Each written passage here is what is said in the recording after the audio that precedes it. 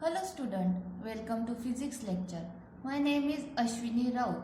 Today we are going to start first chapter is units and measurements. First we know that what is meant by physics. Physics म्हणजे काय तुम्हाला माहिती असायला पाहिजे. Physics is the branch of science which deals with the study of measurements and physical theory. Physics ही एक सायन्सची branch आहे. त्याच्यामध्ये आपण फिजिकल थेअरीचा स्टडी करतो आणि त्याच्यामध्ये त्याचा आपण मेजरमेंट घेतो. Next, physics is the quantitative science. Physics he quantitative science आहे where we measure the various physical quantity during experiment in your day-to-day life. We need to measure a number of quantity. Physics हे quantitative science आहे. त्याच्यामध्ये आपण various physical quantities major करतो जेव्हा आपण experiment करतो. We need measure of number of quantity. For example, size of object, volume of liquid, amount of matter, weight of vegetable और fruit, body temperature, length of cloth.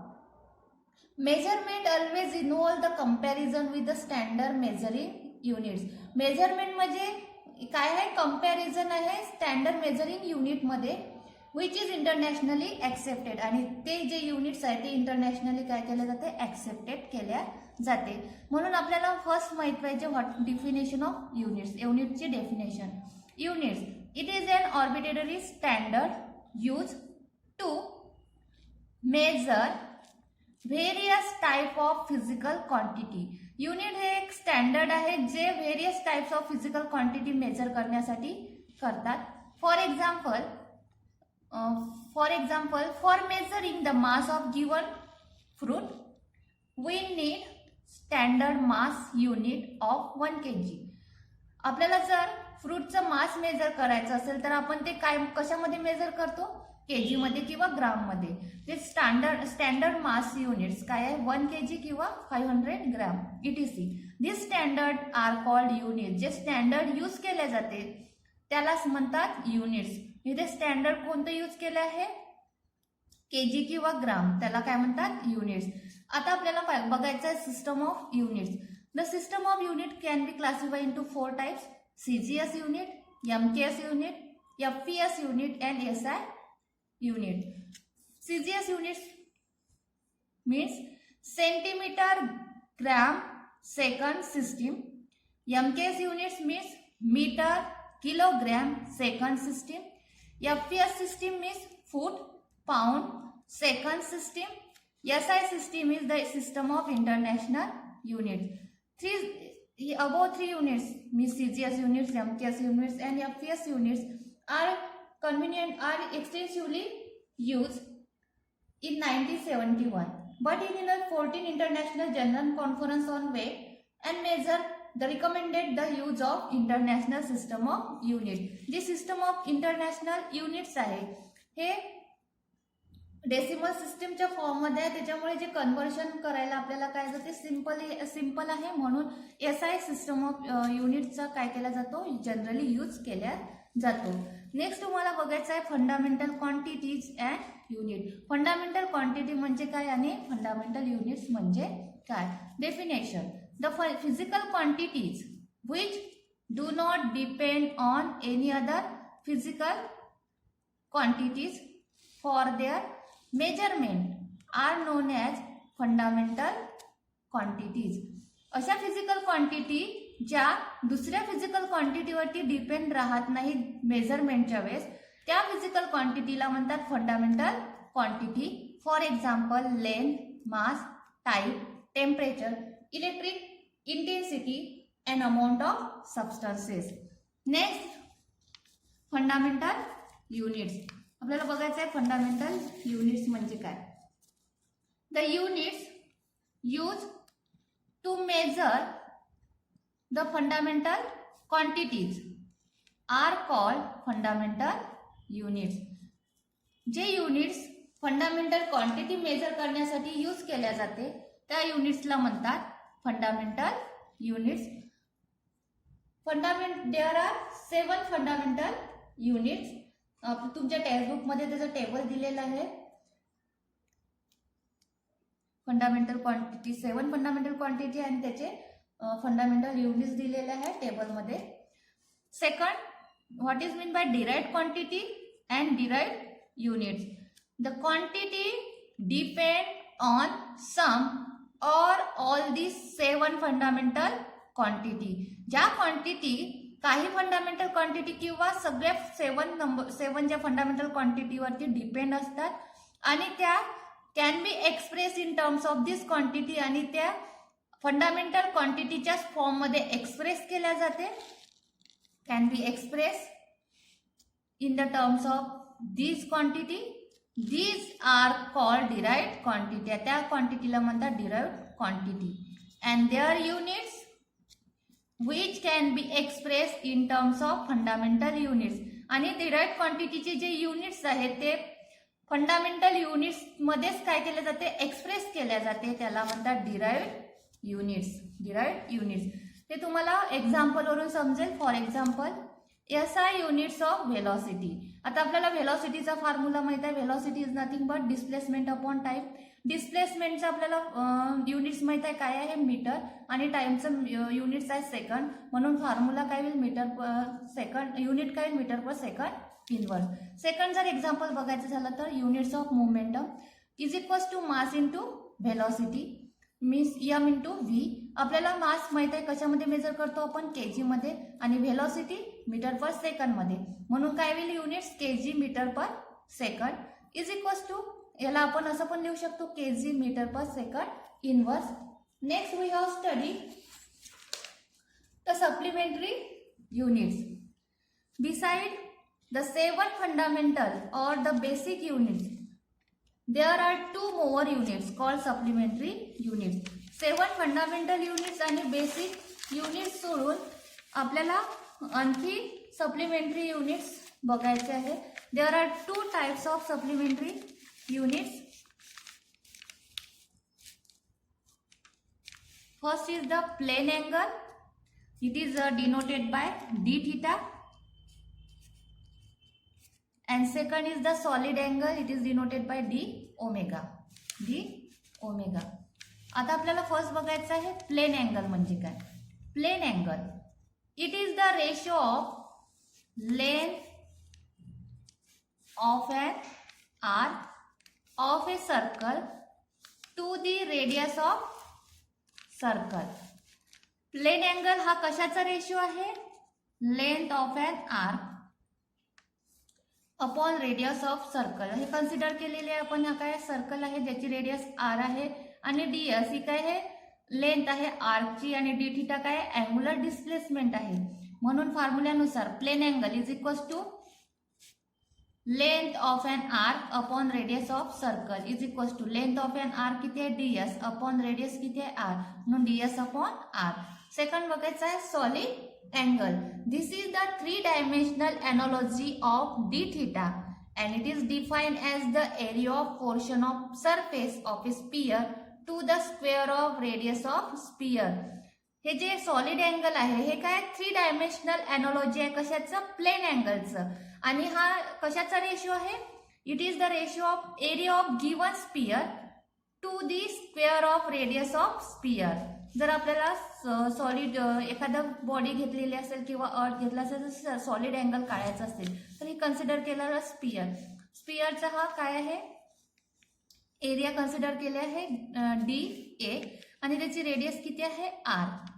हेच d omega is equals to area of a given sphere. It is denoted by DA upon square of a radius of a sphere. It is equals to R square is equals to area of a sphere. आपल्याला माहित आहे किती आहे 4 pi R square upon R square. R square get cancel. It is equals to 4 pi. आपण plane angle d theta कशामध्ये measure करतो, radian मध्ये, आणि सॉलिड अँगल हा मेजर करतो स्क्वेअर रेडियन मध्ये. म्हणून SR हे काय आहे त्याचं युनिट्स आहे. नंतर आपल्याला बघायचं आहे convention for the use of units. Units measure करण्याचे काही कन्व्हेन्शन आहे जे ते आपण टेक्स्टबुक मधून बघणार आहोत.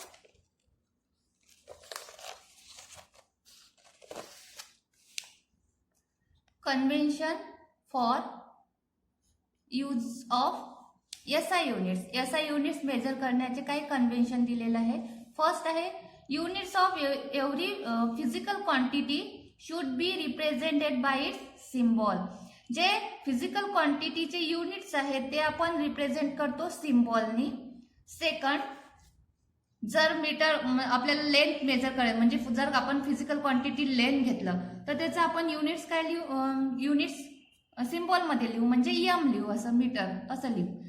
ठीक आहे. नंतर आहे full name of units always start with smaller letter even if the name is after a person. For example 1 newton. जर आपल्याला फुल नेम लिहायचं असेल कशाचं, युनिट्सचं, परंतु जर ते पर्सनचं नाव असेल तर ते आपण स्मॉल लेटरनी लिहू फुल नेम. ठीक आहे. किंवा 1 newton, 1 joule etc. But symbol for units name after a person should be in capital letter. आणि फक्त जर आपल्याला युनिट्सचा सिम्बॉलच लिहायचं असेल, जर नाव जर एखाद्या पर्सनचं जरी असेल युनिट्स म्हणजे न्यूटन असेल, जूल असेल, तर त्याचं सिम्बॉल आपण काय लिहू, कॅपिटल लेटर मध्ये लिहू. कारण की या सायंटिस्ट न्यूटन आहे आणि जे आफ्टर सायंटिस्ट जूल. ठीक आहे.